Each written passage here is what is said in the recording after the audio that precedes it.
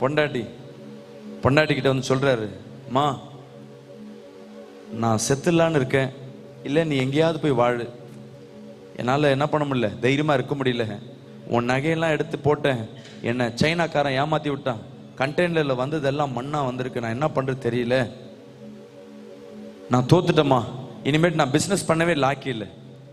அதுக்கு அவங்க மனைவி சொன்னிச்சு, எங்க நீங்கள் நல்லா இருக்கீங்கல்ல, இந்த பணம் போனால் நகை போனால் இதை மேலே நீங்கள் ஜீவனாக இருந்தால் ஒரு 5 வருஷம் 10 வருஷம் கழிச்சு நீங்கள் வாங்கி கொடுப்பீங்க, ஆனால் நீங்கள் போனால் என்னால் இருக்க முடியாது, போனால் போகுது, அல்லேலூயா, போனால் போகுது, மீண்டும் ஒரு பிஸ்னஸ் பண்ணுங்க, கர்த்தர் உங்களோடு இருப்பார், அல்லேலூயா.